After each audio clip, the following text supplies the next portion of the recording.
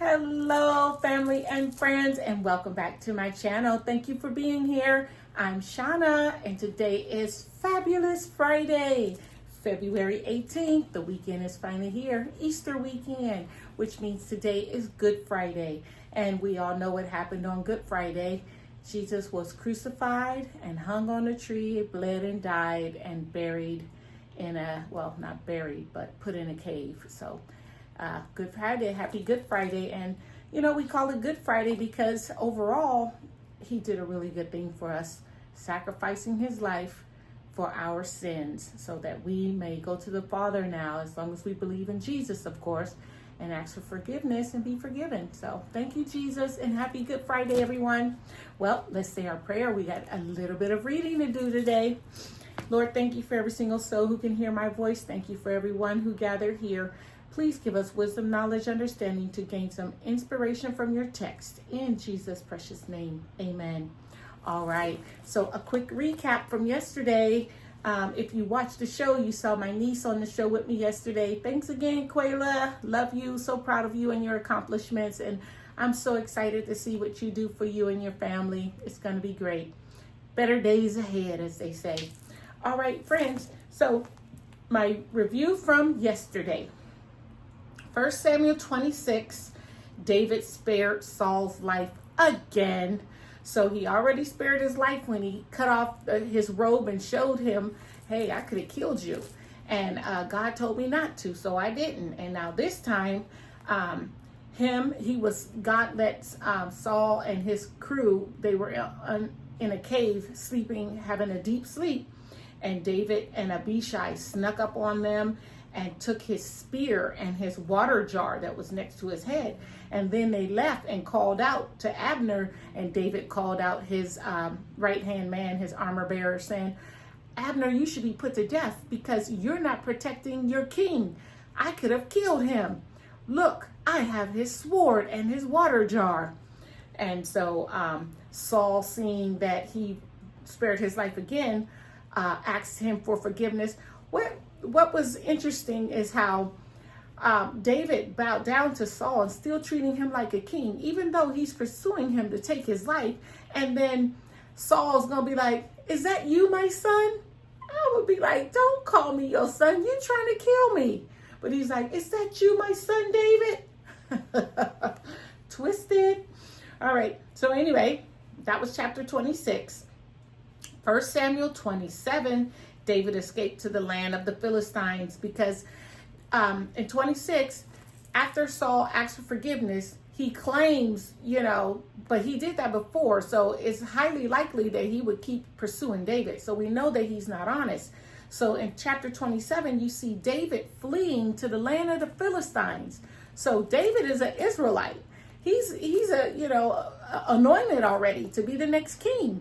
But he's living amongst the Philistines, the pagan god worshipers and, the crazies. Remember, he slew Goliath. That's how he became famous and loved by everyone, is because he killed the great giant. Now he's living amongst their people because Saul keeps coming for him. So that's what we see in chapter 27. He fled to the land of the Philistines and lived with them a year and 4 months. And something else to note, while he was living amongst them, he went to war and was killing Israelites, his own people. So he would go and kill and take their spoils and come back to the Philistines and share it amongst the Philistines. Yeah, interesting, right? And then 1 Samuel 28, Saul sought the help of a necromancer, a witch. Of course, in our version of the Bible, they call her a medium, but in other versions, like the King James version, I believe, just calls her a straight witch. So anyway, he called on for her services to help him because the Philistines are after Saul and his army, and he went to God, but God's not answering Saul anymore because Saul has lost favor with God. So he don't have nobody to turn to, so he turned to the necromancers and a witch that he cast out of the land, probably years ago when he first became king. He cast them out. Now he's running to them for help. So anyway, long story short, he told her to call up Samuel so he can seek the advice of Samuel, because God's not answering him. David is who he wants to kill. So the best he could do is call up the dead, which is Samuel. And when Samuel was called up, Samuel told him, you lost favor, because way back in the day when God told you to, kill the avenge, I forgot the name already. But anyway, Saul didn't do what he was told, right? And so Samuel told him, you gonna die tomorrow. So Saul's like, he fell out on the floor and wouldn't even eat. He's like, that wasn't the news he wanted to hear. But Samuel let him know, you gonna die tomorrow, bro, because the Philistines are coming from you, and God doesn't have his hand of protection on you anymore. So you'll be joining me tomorrow, you and your sons. Woo, the news of it all. Well, he acts. Don't be calling up the dead if you ain't prepared to hear what the dead got to say. Oh, goodness. All right. And then lastly, Psalm 54 was a prayer that David penned. And I wrote down, I am not afraid. I am afraid, but I trust in you. So David, can you imagine how he feels? He's living in the land of the Philistines because his own people chased him there and is pursuing him to kill him. The person that you served since your youth playing the lyre for him, and you are living amongst the Philistines and their pagan gods, Ashtaroth and is it Dagon, right? All right, so that's the review. I hope that made sense to you. If not, watch yesterday's episode. Hey, Quayla. All right, my friends. So today is the 18th, and according to our chronological read, we have quite a bit of reading, starting with Samuel chapter 30. So let's go. David's wives are captured. Now when David and his men came to Ziklag on the third day, the Amalekites had made a raid against the Negev and against Ziklag. They had overcome Ziklag and burned it with fire, and taken captive the women and all who were in it, both small and great. They killed no one, but carried them off and went their way. And when David and his men came to the city, they found it burned with fire, and their wives and sons and daughters taken captive. Then David and the people who were with him raised their voices and wept until they had no more strength to weep. David's two wives also had been taken captive, Ahinoam of Jezreel and Abigail, the widow of Nabal of Carmel. And David was greatly distressed, for the people spoke of stoning him, because all the people were bitter in soul, each for his sons and daughters. But David strengthened himself in the Lord, in the Lord his God. 7.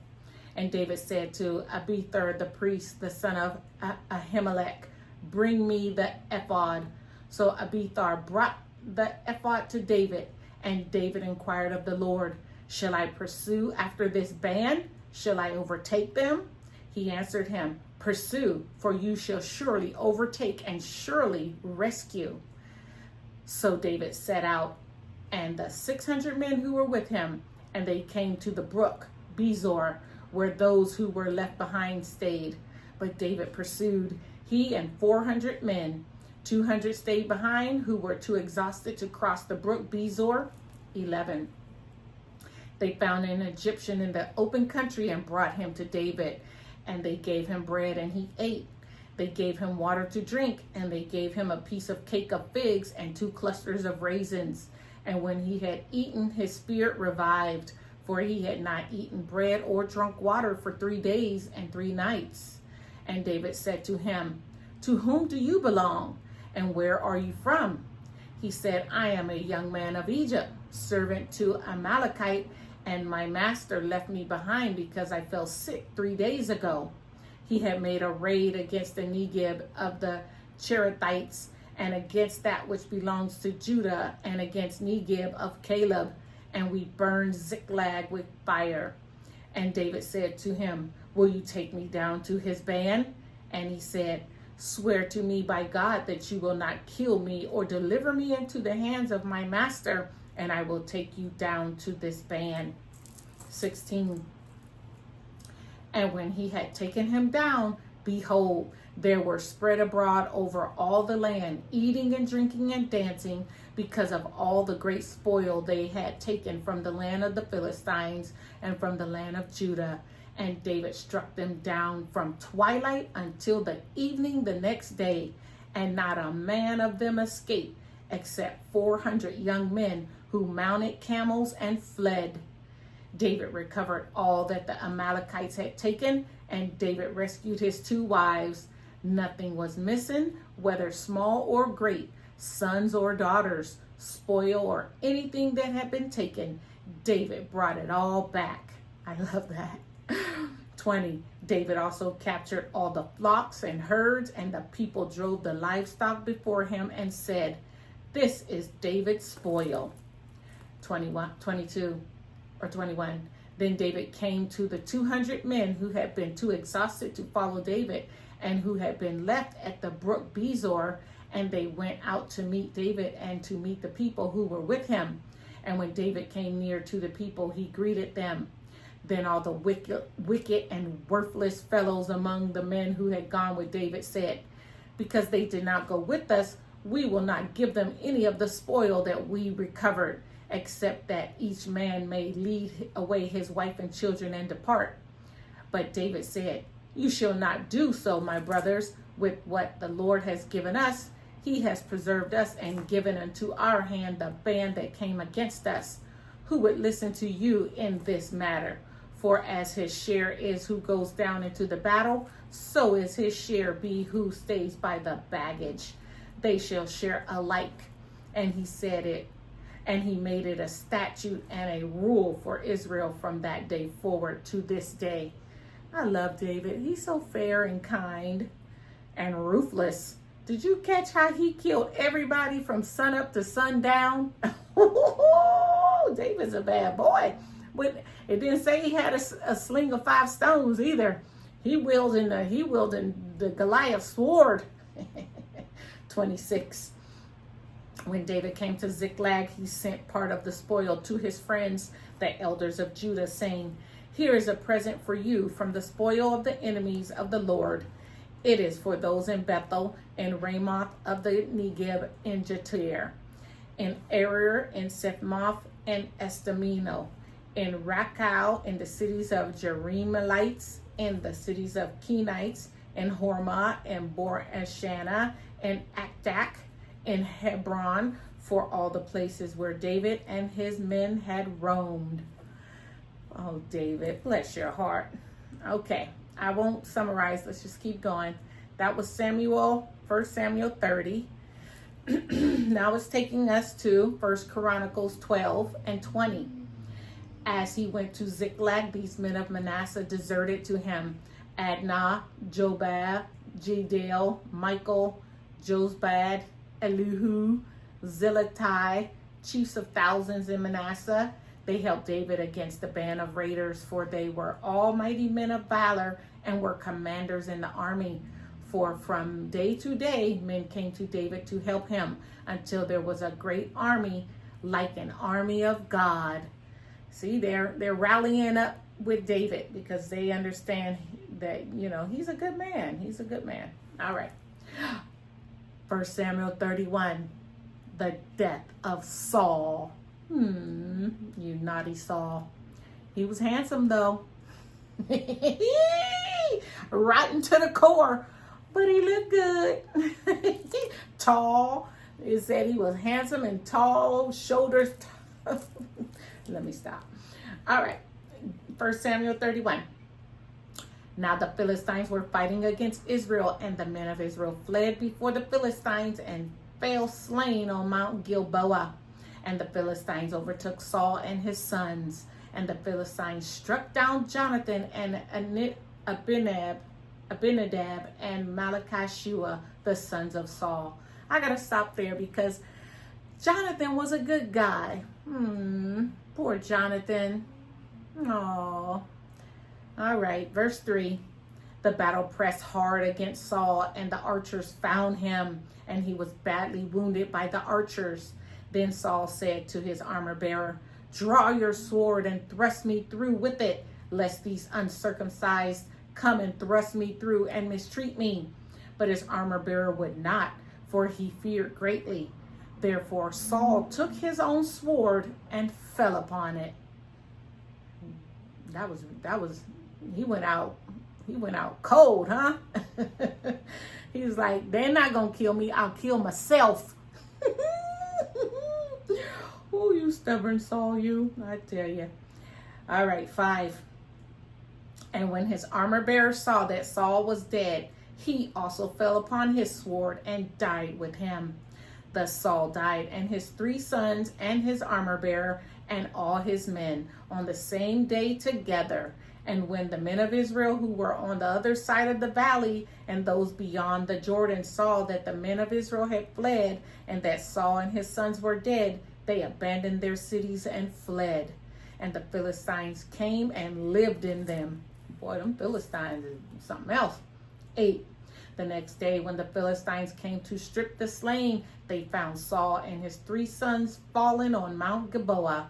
So they cut off his head and stripped off his armor and sent messengers throughout the land of the Philistines to carry the good news to the house of their idols and to the people. 10. They put his armor in the temple of Ashtaroth, and they fastened his body to the wall. Y'all catch that? Man, they desecrating him. Not only are they putting his dead body next to their idol Ashtaroth, they pinned his body to the wall. That is brutal. 11. But when the inhabitants of Jabesh Gilead heard what the Philistines had done to Saul, all the valiant men arose and went all night and took the body of Saul and the body of his sons from the wall of Beshan, and they came to Jabesh and burned them there. And they took their bones and buried them under the Tarmish tree in Jabesh and fasted 7 days. Oh my goodness, what a brutal end. We knew Saul was going to get it because he was so stubborn, but look at the travesty. It's one thing if your sin only affects you, but man, your sin affects everyone around you, everyone that loves you, everyone, generations, right? Wow, that was a lot. All right.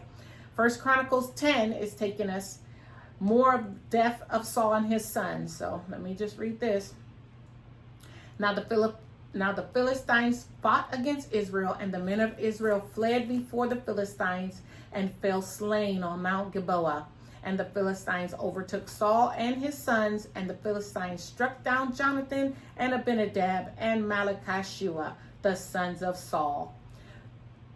3. The battle pressed hard against Saul, and the archers found him, and he was wounded by the archers.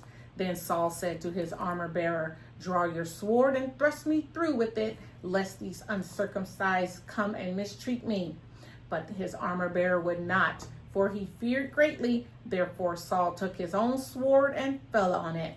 And when his armor bearer saw that Saul was dead, he also fell upon his sword and died.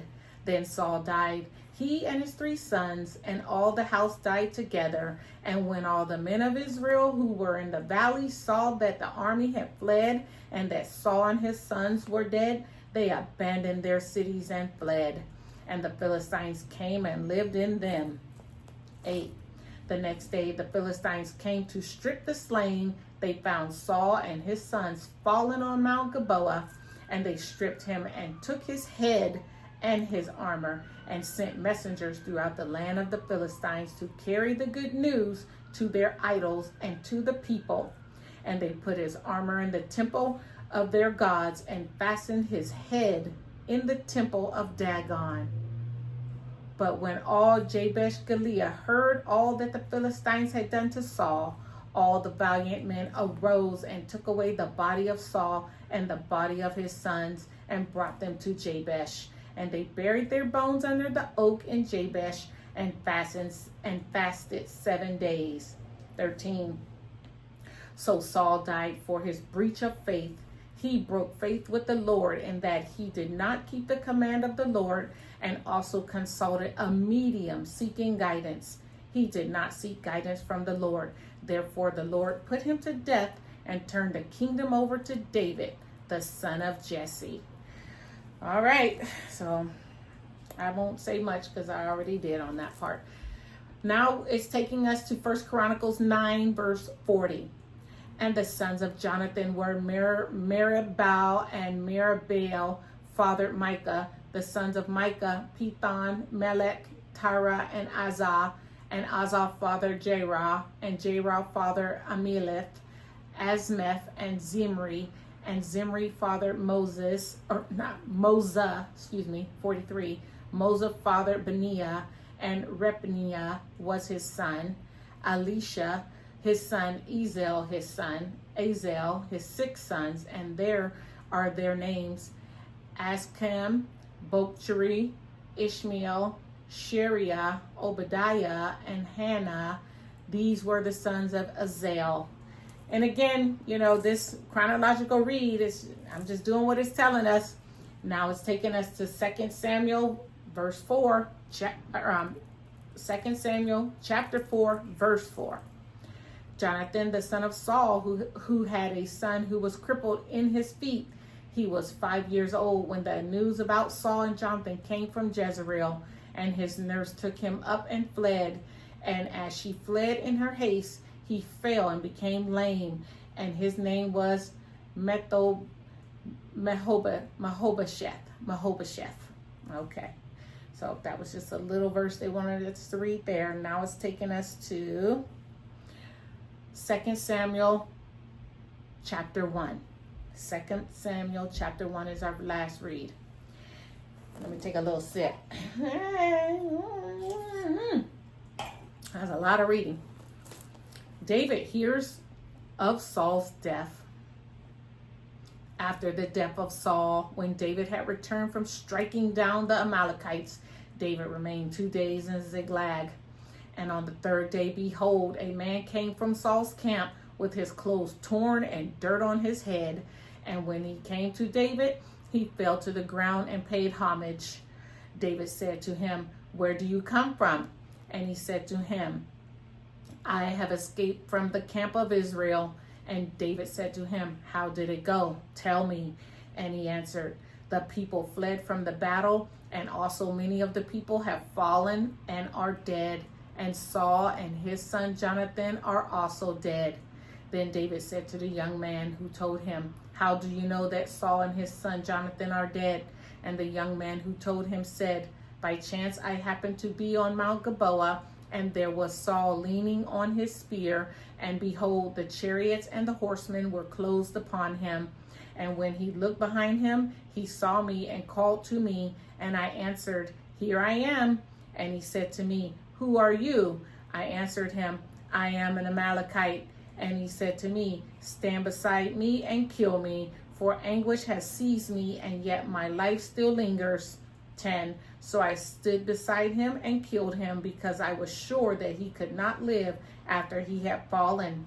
And I took the crown that was on his head and the armlet that was on his arm, and I have brought them here to my Lord."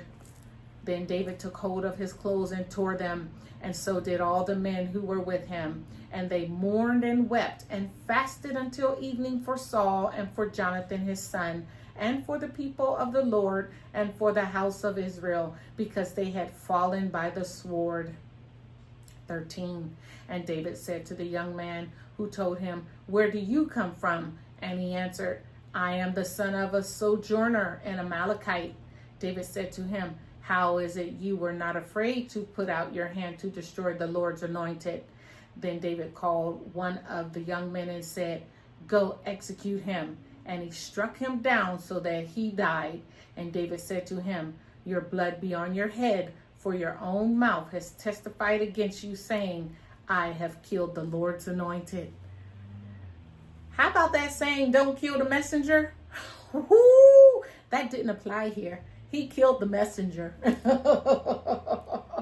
Because remember, David could have killed Saul himself at least twice, and he refused to, because he was still God's anointed king.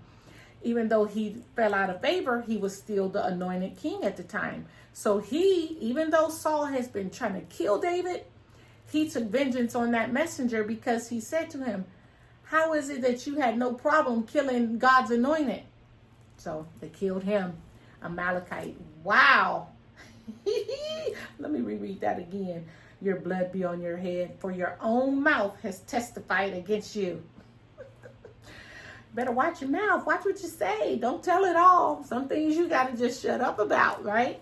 I'm still learning that. Oh, goodness. All right, almost there. David laments for Saul and Jonathan. Verse 17. And David lamented with his lamentation over Saul and Jonathan his son. And he said it should be taught to the people of Judah. Behold, it is written in the book of Jeshar, he said, your glory, O Israel, is slain on your high places, how the mighty have fallen. Tell it not in Gath, publish it not in the streets of Ashkelon, lest the daughters of the Philistines rejoice, lest the daughters of the uncircumcised exult. You mountains of Gilboa, let there be no dew or rain upon you, nor fields or offerings, for there the shield of the mighty was defiled, the shield of Saul, not anointed with oil. From the blood of the slain, from the fat of the mighty, the bow of Jonathan turned not back, and the sword of Saul returned not empty. Saul and Jonathan, beloved and lovely, in life and in death they were not divided. They were swifter than eagles, they were stronger than lions. You daughters of Israel, weep over Saul, who clothed you luxuriously in scarlet, who put ornaments of gold on your apparel. How the mighty have fallen in the midst of the battle. Jonathan lies slain on your high places. I am distressed for you, my brother Jonathan. Very pleasant have you been to me. Your love to me was extraordinary, surpassing the love of women. How the mighty have fallen, and the weapons of war perished. Aw, David's heartbroken because, again, Saul, he loved Saul. Even though Saul was trying to kill him, he loved Saul. And, you know, what a tragedy. Wow. All right, I just looked at the time. Let's move. Scoot. All right, so that's our reading for today. Thanks for hanging with me. Come back tomorrow. I think I'm going live with a special guest, but it's on my kids show. So, yeah, tomorrow you'll just have me again, I believe.